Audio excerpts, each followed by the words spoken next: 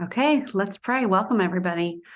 Father, thank you so much for this time, Lord, and thank you for Christina and her leadership and starting this. God, I pray that this time would be effective, that you would help us become the leaders that you've called us to be. I pray that each person would take away something to help them move forward in their business and to impact more lives and to live out a purpose. Thank you again. Thank you for the vision for this. And thank you that you are changing us to be more like you. And we live, Lord, unless you build it, we labor in vain. So we partner with you in all these things in Jesus' name. Amen. Amen. Okay. I think I made my glasses dirtier by wiping my shirt on them. So I'm so glad to see all of your faces. We missed you last week, but we were totally loving life getting on the ship. And some of you were there with us, and it was fantastic. And for those of you that were not there, I hope it inspired you like crazy, because this could be your future, right? And all of you can be earning Punta Cana and moving forward and taking steps to grow your business. And so I just want to kind of talk to you a little bit today about what it takes to move your business forward. Okay. So are you ready for the secret sauce? Are you ready? You guys ready? Okay, you ready? Here it is. It is talking to new people about Plexus, following up with people about Plexus, and teaching others to do the same. Repeat. We have a tendency to make things so complicated, and they're not. And the most important thing for you to do is in order for these conversations to be effective, the most important thing you need to do is, you ready for it? You ready for the other secret sauce? Now, this is going to blow your mind. You ready? Build your belief. Build your belief. Because everything that you do is built on the foundation of belief. And the people that have the most successful businesses, guess what? They may not have the greatest systems. They may not have the perfect wording. They may not have a degree or look great. You know what they have? Crazy high belief. They have crazy high belief in our products, crazy high belief in our industry, and crazy high belief in themselves. So the thing that you should be doing, if we say this, that 80% of this business is mindset, then you should be spending more than 2% of your time on building your mindset. Let me say that again. If 80% of this business is mindset, you should be spending more than 2% of your time on building your mindset and belief. So how do you build your belief? Every day before you sit down, you should be reading a testimony from Gut Health and Happiness about the products and what they're doing in people's bodies and their lives, and in Dare to Dream or Diamond Docs, building your belief in this opportunity. Every day, build your belief. Every day, you better be drinking your pink drink and taking your Probio 5 and BioCleanse. Every day, you got to be building your belief. And then after you've done that, after you've filled your mind and gotten yourself into a place where, oh my gosh, I have to tell people about this, then you take action. And what does that action look like? It means reaching out to new people about Plexus 5-6 days a week. Or, your numbers. Some of you like to do it on a weekly basis. Get new conversations going. If you don't get new conversations going, you will hit a wall. You will run out of people to talk to. I'm going to borrow a phrase from Christina. Ask me how I know. Been there, done that. Oh crap, my funnel's empty. Who the heck can I talk to about Plexus? You've got to start. You always have to be talking to new people about Plexus. Okay. And then you have to be following up with people about Plexus, because the fortune is in the follow-up 100% of the time. You may have people that come on right away. That is not normal. That is an outlier. The fortune is always in the follow-up. Now, I'm going to be incredibly real with you. You can always trust me to be real with you. Some of you getting to gold, some of you are on here. I'm looking at, most of you are gold. Right? Are most of you gold or just about there? I think so. It can be pretty, I'm not going to say easy, but it is possible to recruit yourself to gold on influence and on your warm network. But at some point, each and every person is going to hit a wall, and they're going to realize, oh, snap, this is actually work. I can't just put a post up and expect 3 people to join on every post. And so what does that mean? It means proactively getting conversations going. So with that, having the mindset, and this is why I said build your belief at the beginning. When you understand what we have on our hands and the power that is in these products and this opportunity, it takes the focus off of yourself and puts it onto the person, and it should motivate you and fuel you to love and serve them, because what you have on your hands is providing solutions and answer to prayers to people's biggest needs outside of Jesus. When you understand that people are going to bed at night worried about how they're going to pay for a turkey, worried about how they're going to pay for Christmas, worried about the fact that they're still in debt because of the vacation they took this summer, worried about the fact that their kid now wants to play travel ball in the spring and they still haven't paid off the travel ball that they're still in, worried about a doctor's visit during flu season because they can't afford it, worried about the fact that they feel like they suck as a mom and because they have no energy, worried about all these things, you have an answer to those issues. And when you understand and put into consideration what can Plexus do for this person, because you've built your belief, it should fuel you to reach out. Because your job description, I'm going to give you 3 things. This is your job description. Write these things down. Number 1, you're a professional friend maker, because we're all about serving people. Number 2, you love and serve people well. Number 3, you're a professional encourager.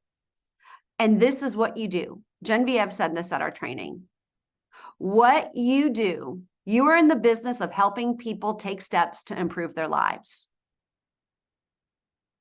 Let me say that again. You are in the business of helping people take steps to improve their lives. You are in the business of helping people transform their lives. You are in the business of helping people make their lives better. Is that something that you can feel good about reaching out about? You're helping people live better than they ever thought was possible. That's what you're doing. Let that sink in for a minute. And that can fuel you to get new conversations going and to follow up with people. Because that's what we're in the business of. Helping people live better lives. And you have evidence all around you. So here's my challenge to you. Some of you are flying high because you just got back from the cruise, right?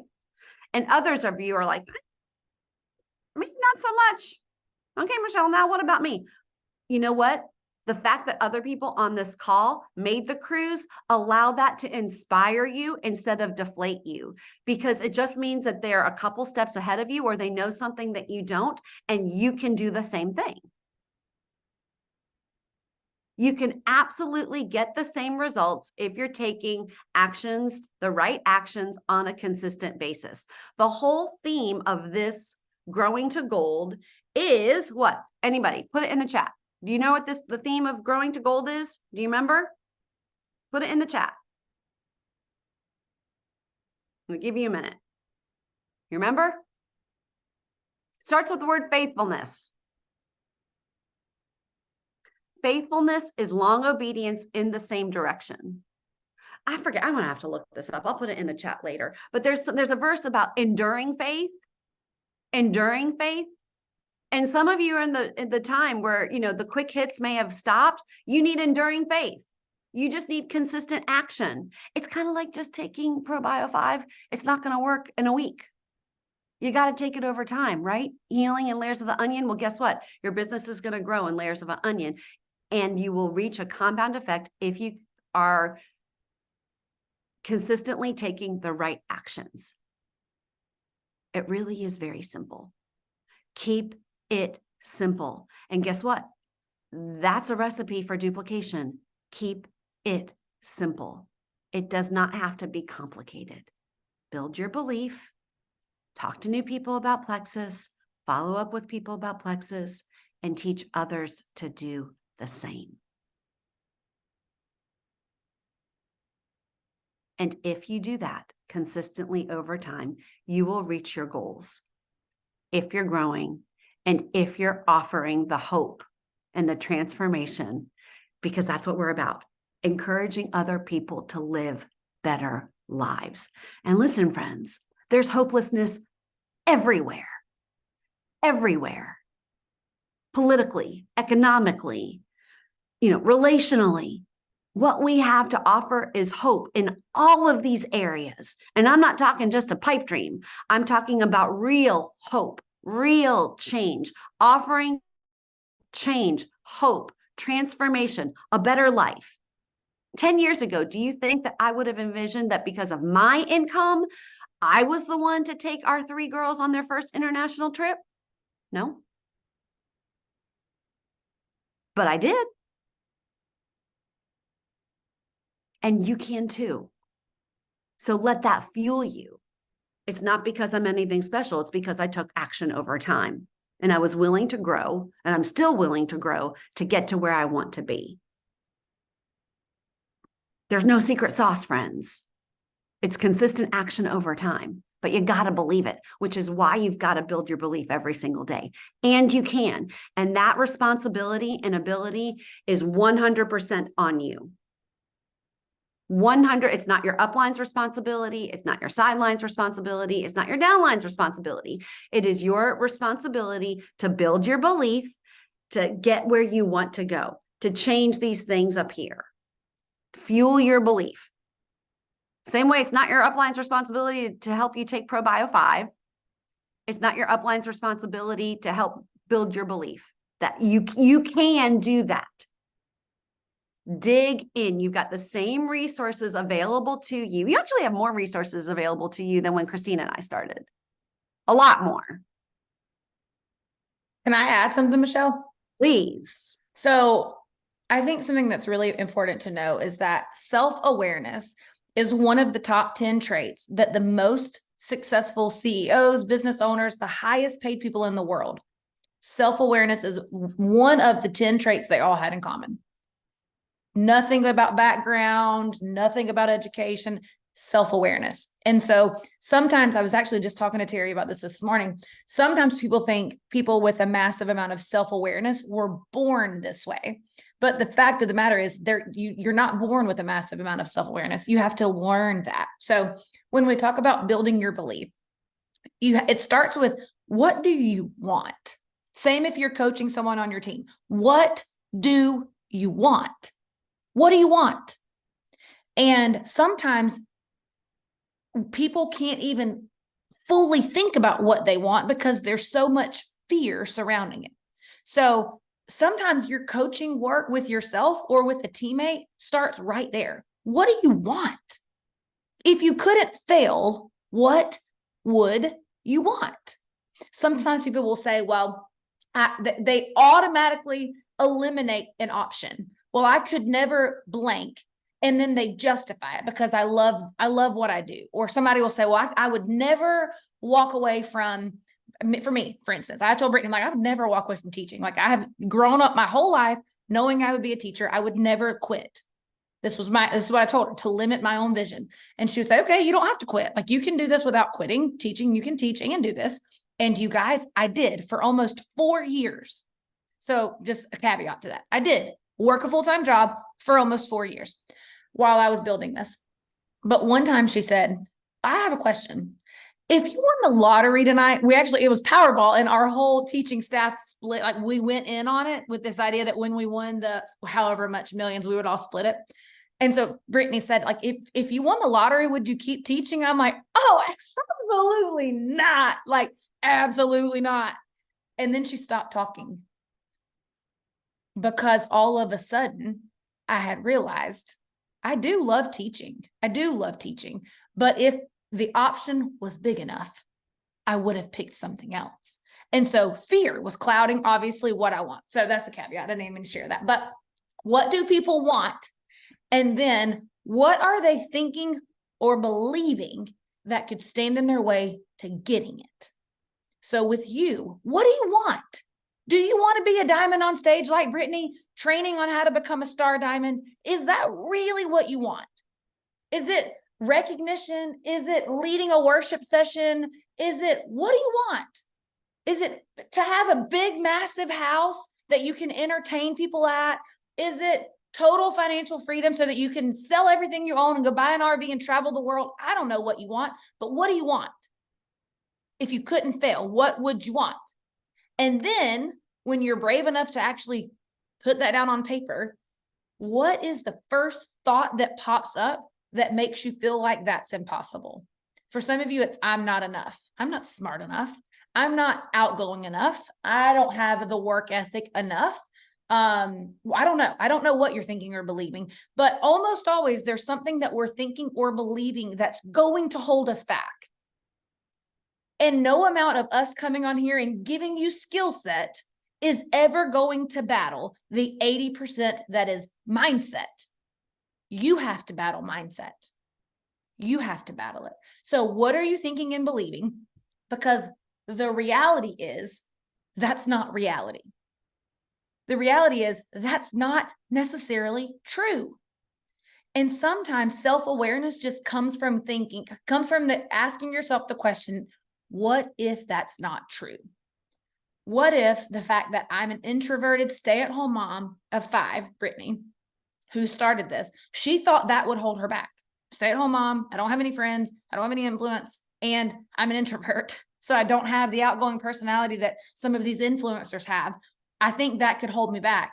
All she had to consider is, what if it's not true? What could I believe instead? And then she decided to believe, I can learn. I can learn. Or I'll go find someone else who's more like me, who has been successful. So what do you want? What are you thinking or believing? And listen, it's going to feel like reality. But the bottom line is people want to win. They do want to win. You do want to win. You do want to be successful. So what is that thought that constantly berates you that makes you feel like I won't ever be able to? And then what can you believe instead? I have so many more thoughts, but I'll stop there. I mean, I'm not sure you need to stop. I mean, I think that it's so true. And here's the thing. I have had almost every insecurity and doubt, and I'm still a sapphire. And I still realize that I have insecurities and doubts. Dealt with some today, dealt with some last night, but I can still move forward. And like Christina's point, what would you do if you knew you couldn't fail? Well, do you remember, for those of you that are at convention, failing is part of the process. But Genevieve said, listen, it's just feedback. I've made a ton of mistakes. I've fallen a whole lot, but the only way to truly fail is to stay down. I just continue to learn. And some of you are thinking, well, I've got so many, like Christina said, what is the thought that's holding you back? Some of you are like, oh crap, there's a lot. What does that mean for me? Well, I've had a lot. It does. You don't have to, you can continue to move forward. You don't have to wait till you arrive to move forward. And some of you can identify it right away. Some of you, it's going to be more of thinking about, well, I'm not really sure. Take time to process and think. Sometimes it's an emotion that you will notice before an actual thought. I know for me, I will often get emotions, like I will feel something, and then I have to say, well, what's causing that feeling? And then I can determine what the thought is. And raise your hand if you're familiar with the thought model. I think we probably need to look at this. Okay. Is there anybody that's not familiar with the thought model? Raise your hand if you're not familiar with the thought model. Yeah. Okay. So everybody is, it just takes time to identify what, you identify a circumstance. Like, okay, say it's, I didn't make the cruise. That's that's neither positive or negative. It's just a fact. Now your thought behind it, Christina, someone's not muted. The thought behind it, maybe you don't even know the thought, but you kind of get a gut punch in your stomach every time you think about it. It's like, oh yeah, I kind of have a gut punch. So what's making me feel sick to my stomach? Oh yeah, I suck because I didn't earn the cruise. Okay. And then, so you feel defeated, overwhelmed, stressed out, and less than. Okay. And then what does that cause your actions to be? Because your feelings always create actions. So then I'm not reaching out confidently because I didn't earn the cruise. So why would anybody join me? And so the results are I barely have any points for Punta Cana. Okay. That's by allowing that negative thought to stay there. But instead of, so let's take the same thought, I didn't earn the cruise, and let's replace it with, I can learn and grow and move my business forward because I can, if I can learn these things, take action and grow my business. That if they figured it out, so can I. That fuels me with expectation, hope, excitement. So the actions I'm going to take based on that hope and excitement and expectation that I can learn this. If other people can learn this, so can I. I'm reaching out. I'm following up with people. I'm building my belief. And then my results have changed. All of a sudden, I'm getting joins. I'm retaining people and my business is growing. And what was the linchpin of that? The linchpin is the thought. So it's really important to take, and sometimes some of you need to talk to your sponsors about this. I'm a verbal processor. I talk to myself. I talk to other people, but that really is, that will help you move the needle forward. Questions, thoughts, reactions?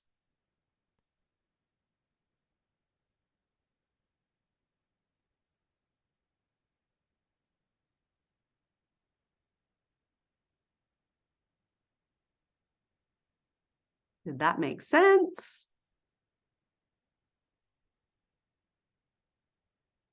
Christina, you have anything else before we Well, you open? guys have 20 minutes. So whether it's related to what we're talking about mindset or not, hopefully you're creating problems for yourself in your reaching out, following up, getting people off to a strong start on their products. So now is a good time to ask. So if you've got questions about recruiting or questions about keeping people ordering, now this is what this hour or this 45 minutes is for. So how can we help? I have a question. Yes, Jennifer.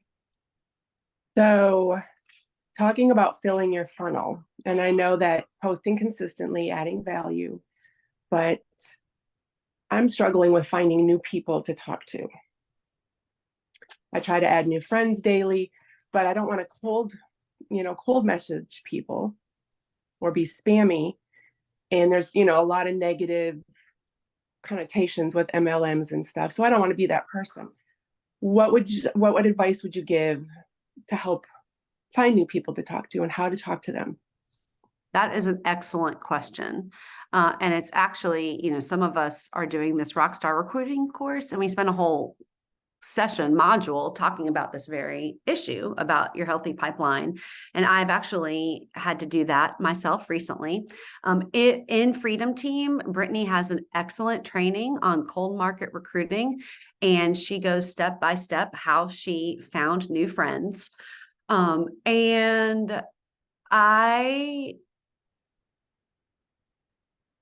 first of all, one of the things I want to say, there are people that have a negative connotation about network marketing. There's also people that have fabulous connotations about network marketing. Like Rebecca Folks, she was like, I want to be a network marketer because I see the lives that these people have and I want that.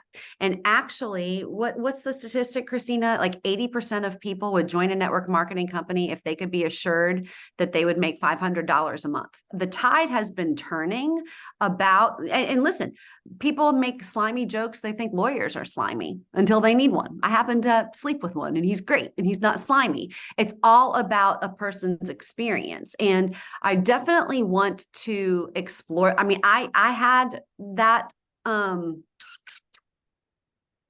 mindset for many years, but here's the thing.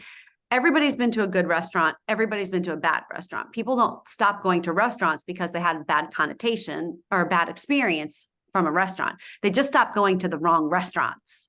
They learned to go to the good restaurants. So I think that mindset, we've got to make sure that we understand and believe in network marketing so that we can be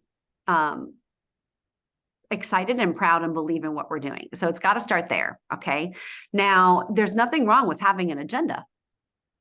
Because if your agenda is helping people improve their lives and that you become known for that, that is a pretty tremendous thing to be known for. In terms of building your network, or making new contacts, there's several things that I've learned. Okay, number one of the things I understand, adding new friends. There's a couple different ways that you can do this. Sometimes you find people that you have mutual friends with. I spent a lot of time doing that. I would friend request people that I had mutual friends with and engage on their posts a couple times before I send them a friend request.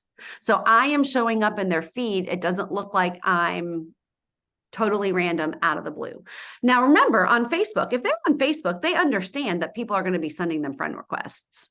So if your goal is really to go and problem solve for them, you can feel 100% confident that you're doing something that's going to benefit them, right? Keeping them at the center of your focus. Something else that I've done is looked for groups that I would have something in common with. And it took me some time to figure out a group. Like I remember Brittany went into like a Matt Walsh group. There are Bible study groups. I've made a lot of new contacts because I was thinking about my interests, and I joined a women lifting weights over 50 group. So I've made a lot of contacts there, but I go in wanting to add value, not just looking to see who I could sell to, if that makes sense. And so I've gotten conversations going that way. Let's see, common friends, common interests, adding value in groups, and people that you have shared contacts with. And my flow is always, I'm engaging with people twice and then sending a rapport message and then bringing up plexus. So I can feel that's very authentic to me, and I can feel very confident that I am loving and serving people and focusing on relationship. But I also am very confident that what I'm offering to people is a gift. So it doesn't feel slimy to me in any way. And I think a lot of times that starts here. I just talked a lot. Give me some feedback, Jennifer. I find that helpful. Thank you. Like I mean, I have joined a lot of groups that I could try to find common interests in.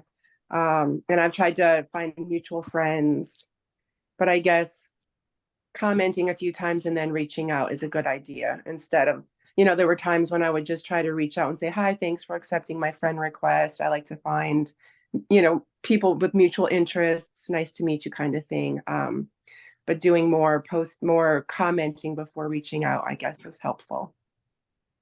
Yeah, it is. And, like Christina, she goes right in with plexus right away and that's her personality and it works great for her. You have to really find what is authentic to you. And engaging on their posts, commenting, engaging really with them, and not just checking a box, to move on and you don't want to be efficient. You want to be effective. And the groups, I would just be adding tons of value in the groups. And ask questions, ask questions. You're looking for when you're thinking about other people, you're looking for how does what I have solve a problem for this person? And just like Emily said in the comments, that comes by asking questions. Like, what do you do? Do you love it? Tell me what you're up to. Asking questions of people and be genuinely interested in them. So then you can see if it's a good fit. And y'all, I had somebody message me last night that just made me stop and think like how grateful I am for the training that we get here. Because this is the exact message I received last night from someone don't even know how we're friends. We have no rapport together. She said, hey, girlfriend, hope your week's going great. I just keep thinking about you today, so I know it's time I reach out. I'm inviting 5 of my best friends to be a part of my Winning Wednesday virtual guest event tonight. It's via Zoom at 8:30. She sent me this at 6. And I would love to get your opinion on the info shared, and it helps me with my training. And the best part is we're giving away 2 free full products, and 2 guests will be given a chance to start their business for free. So much fun. I'd love for you to join me. May I count on you? Who are you? What is my name? What do you sell? Like, I have so many questions. And you just said, I have 5 of your best friends. I've literally never spoken to you. You copy and pasted that message to 200 people at 6 p.m. trying to get them on an 8 p.m. call. And I felt like she didn't know me or care about me. I felt like a number. I definitely didn't feel like she had my interest at heart. We have never been taught to do anything like that here. And that is a big deal. Like, our training here is very, very different. And I feel like we should all be really grateful for what we have different here than what other companies have. So I then asked what she sells. And she's not from a company that's a little small hole in the wall, nothing. She's selling Mary Kay, y'all. Somebody in Mary Kay ought to know better about that. Just no one's helping her. She doesn't have that. She doesn't have what we have. So just be really grateful that we have what we have here. Yeah, well, thank you for that, Jessa. I think she actually did. Jennifer just hop off. Yeah, I mean, I've gotten messages like that too. You think about the person, and when you're not focusing on efficiency, you're focused on effectiveness and really loving and serving people. And how does what I have meet their needs? How can I encourage this person? Do I have enough information to show them how what I have is a good fit for them? But you have to be authentic to you. Again, like, my style is very different than Christina's. So you just have to figure out your style. There's we've got ample training on that. But again, looking for, like, you can look in suggested friends, lots of ways to expand your network. But if you're adding, 2 new friends a day, that's going to ensure that you never run out of people to talk to. Anything else on that? Oh, Jennifer, you're back. Okay.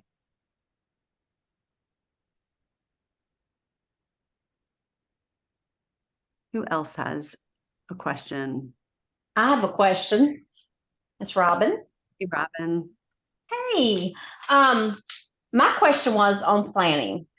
Now, when I first started this business, of course, I've been doing the products for about a year now. I kind of felt stuck for a little while, and then I kept hearing you guys, trust the process, get consistent. So this girl finally got consistent, and so signed up another one yesterday, got one this afternoon to sign up, got one tomorrow to sign up. People are just starting to text me, tell me about your pink drink, all this kind of stuff. So it's really exciting. So I'm glad I get to listen to you guys. But I didn't have any kind of know how to organize, discipline, none of that kind of stuff. I worked on a mindset for such a long time. So I'm planning. My question to you guys is, I plan my mornings, and that kind of has worked really good for me. Do you guys like plan your whole day, like hour by hour? How do you guys do that? That is a great question. And some of it would be, yes, I plan. Some people plan hour by hour. Katie was probably bouncing off her seat and shaking her head like this, like, yes, I do. Christina's probably the same. Some people do more of a rhythm, but here's a quote that I love. Failing to plan is a plan to fail. So when I look at my calendar, I will literally block in the activities that I need to get done, and I put them on my calendar. Now, sometimes I can give a little bit more. I've learned to leave margin. I've learned to name what I need to get done, but I build the things that I need to get done into my calendar. And that includes meals. It includes homework with my 8-year-old. It includes working out. It includes retention. It includes follow-up. It includes the 4 pillars. So that way maybe I don't hit 100%, but I'll hit 70%, or I'll hit, 60% or 80%. And if I don't plan, I'm hitting 40% or 30%, maybe on a good day, 50%. Let me chime in here. And I think when we call it planning, it stresses people out. I just name the hour. Every hour has a name, just like every dollar has a name. So I just name it so that I don't waste it. If I don't name my dollars, I spend them and I don't know where they went. Same with my time. So you guys know my master bathroom just got remodeled. Maybe you don't know, but we had to gut the whole master. Anyway, so you know what needs to be done in there? I have to clean up because there's so much dust. I got to fix my closet. I'll just go in there and name an hour for that so that I know it's going to get done. I can get it out of the clutter in my brain. And I named it. I named that hour. I know when I'll do it. Yesterday, my husband surprised me with having the tree up. It's not decorated, but it's up, which is I love. And so I had just spent a lot of money at Bloomingdale's on Christmas gifts. I wanted them out of a suitcase and under the tree. So I named an hour to wrap gifts yesterday. I don't feel like I'm wasting time or something didn't get done. I just named the hour. So I try not to call it planning because people feel like, well, you're in a box. Listen, your time is going whether you name it or not. So I just try to have some control of naming it. And I can even name it free time. Free time. I can name it pedicure time. I can name it get naked with my husband time. I can name it whatever I want, but it's going to have a name. And sometimes when you're learning how to name your time, it's easier to kind of look back at the last 48 hours and figure out what were the names of those times. So yes, I do think, I mean, whether you are planning intentionally or not, it's planning. Your time's going. So I just prefer to feel in control of it. 100%. And then give yourself grace. That's why it's a learning process. And sometimes you're going to figure out what works for you and what you need. But the money example is perfection because it's going to go somewhere unless you tell it where to go. You better tell it where to go. Quick question, Christina.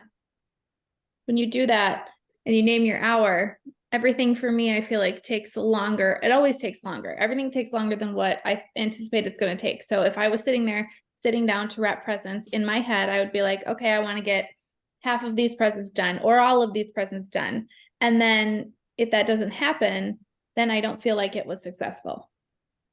So if you're chronically under planning, what would you do if I said I'm writing a budget and every single month I run out of money? Every single month I run out of money. So either you have to figure out how to make more money or spend less of it, right? So same thing with your time. If you're just chronically under planning, either change the expectation or give yourself more time. If you need, who's to say you couldn't have 2 hours to wrap presents? You name your time. So I would start with priority. Here's what you can't do. You can't say at the cost of everything else, I'm going to wrap presents for 3 hours while I binge watch Big Brother. The wrap presents for me came after the most important hours were already named. Does that make sense, Emily? So you still start, when I start to sit down and name, this is the planner that I use. I start in order of priority. So everything that I need has to go on there first. Like what has to be done? Well, my kids have to get driven to school. I have to get a workout in. Some people that's optional. For me and my mental health, it is not optional. So I put in what has to be done, kind of like with your bills.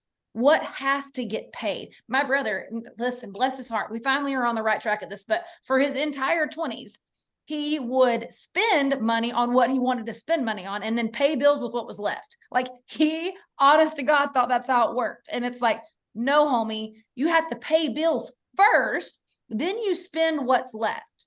So your time is the same way. You have responsibilities that has to go first. Then what's left? I might not have 2 hours to wrap presents. All I might have left is 30 minutes today. Guess what? I'm going to be as effective as I can in that 30 minutes. And then the next time I have 30 minutes that I've earned, then I'm going to wrap presents again. So it's all in order of priority. And I think that's why I mean about giving yourself grace and evaluating. Like this can be fluid. You're just going to learn. Like sometimes for me, like say I have, like, for example, okay, 3 pillars, right? I've got my team, I've got retention, and I've got IPA to do. So I'll name those hours and say I wanted to get, I don't know, I'll just pick a number out of the air, 20 messages done. Okay. But I only got 10 done, or I wanted to get 10 done and I only got 5 done. That gives me feedback for how I name my hours tomorrow or the rest of the time. So see it as, it's not that you're not successful, it's feedback. And maybe you just need, quantity is not necessarily what you're after, Emily. It's the quality of getting things done. So instead of framing it as I'm not successful, as that was feedback for you to adjust to make your time more effective and to make the planning and the naming work for you.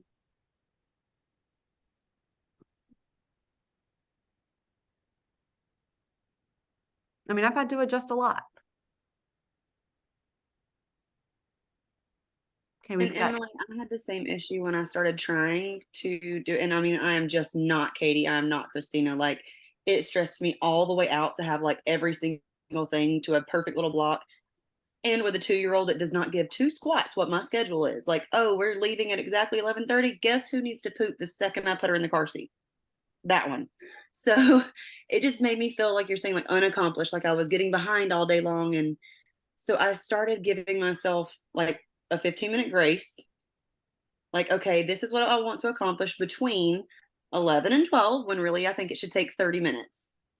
And then I would also book in like 15 or 30-minute windows of catch up.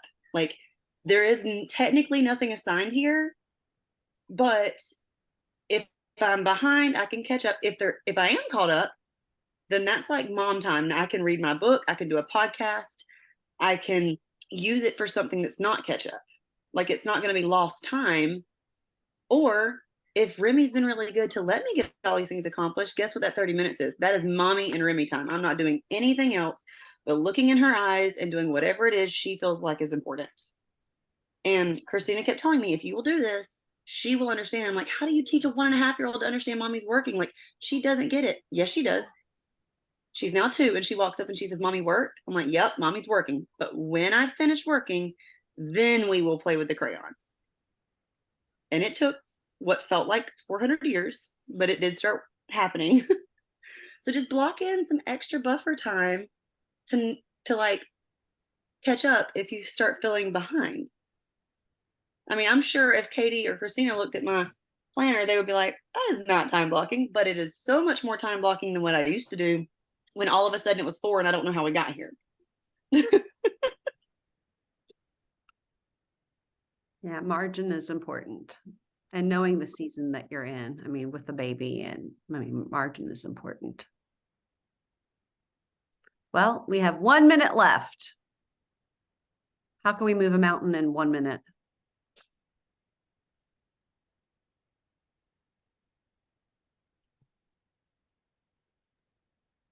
I think a good place to end would be figure out what you want.